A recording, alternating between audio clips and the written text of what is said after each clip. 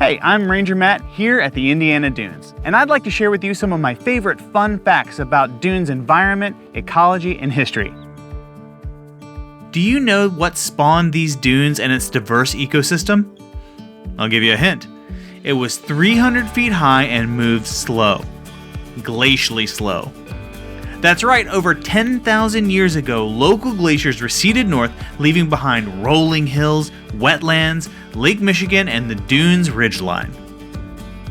I bet you didn't know that it was this specific ecosystem that was the birthplace of the science of ecology. That's the study of organisms and how they relate to one another and their physical surroundings. You can thank Henry Chandler Coles for that. Thanks, Henry. Dunes, of course, are made of sand. But what's sand made out of? The sand itself is mostly made out of quartz and silica and left behind by glaciers. And it's composed of oxygen and silicon. Do you know what kind of dune this is?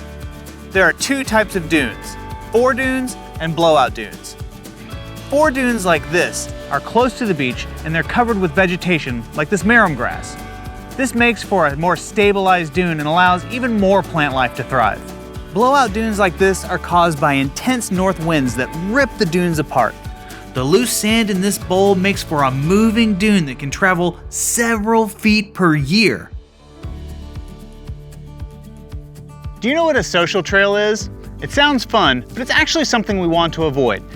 It's an unofficial trail that can lead to increasing erosion and damage to the habitat. You might have heard some other terms for these types of trails. I like to call them off-limits.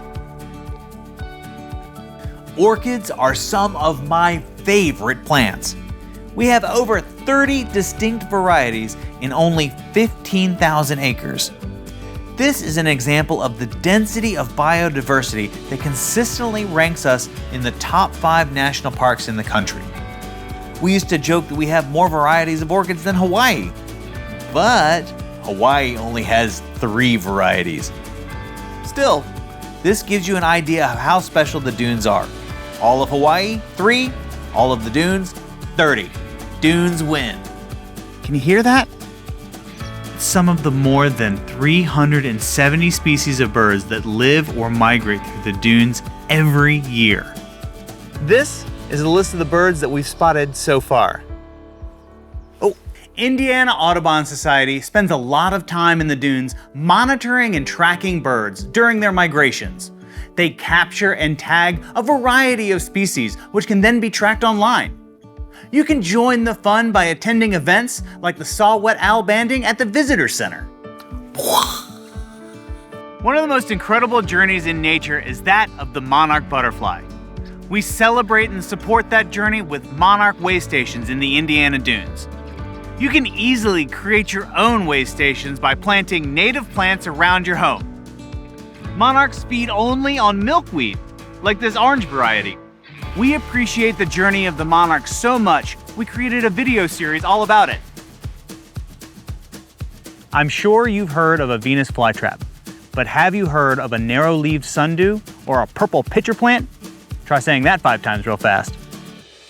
These are killer plants that also feed on insects thanks to their clever adaptations. You can find these little meat eaters at Pinhook Bog.